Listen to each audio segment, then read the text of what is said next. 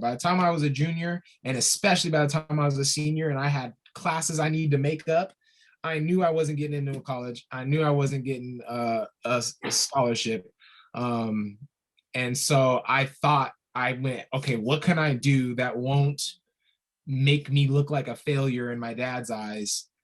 But something that I can still say it's my choice and it's something that I, can own and take pride in. And that was joining the military. I felt like that was literally my only way to like still kind of make my dad proud at the end of the day when it's all said and done. I'm sure that as far as a route from young adulthood into adulthood uh, that is regarded as a successful route, joining the military is a choice that a lot more men make than women make, and it really speaks to the importance, I guess, of the presence or the availability of the military as an institution to be that uh, thing that Mhm. young men and some young women can choose to say, hey, I didn't really apply myself that well in high school, but here's this thing I can do that has generally societal approval. And maybe I'll see the world, I'll meet people from different places, and they'll probably help me to be disciplined and to get myself from kind of behaving like a kid to behaving like a grown person. 100%.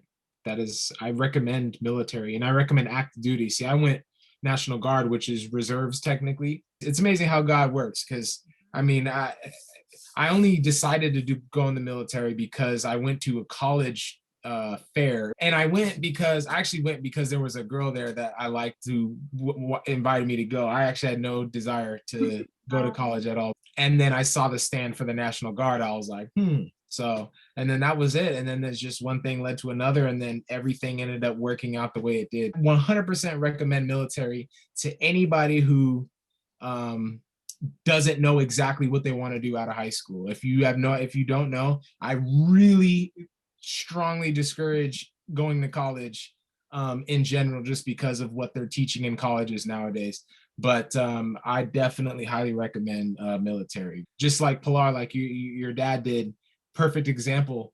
Go active duty, because active duty you are immersed into a completely different realm of reality with people there to train you and mentor you and build that self-confidence and build everything you need, in my opinion, to really be a respected a soldier, somebody who a true citizen of your country. My job in there was in the National Guard was carpentry and masonry. I just like working with my hands. I like building stuff. I always have. And so I just feel like carpentry is like the most basic thing you can do if you want to build stuff. I mean, there's all different types of jobs you can do.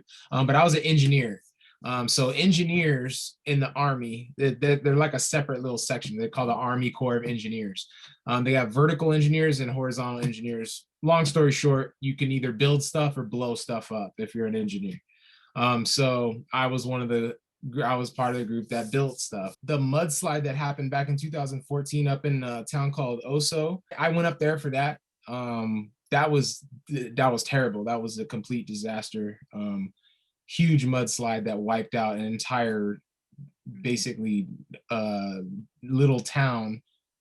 So we had to go there, clean all that stuff up. So that's also what the National Guard does. So you have your job, and then you have your duties if stuff like that happens. But I was only in for 4 years. I really just joined just so I could get the experience and be able to say that I served my country pretty much. But yeah, I never saw any combat. I never went to war or anything like that. And I'm grateful for that.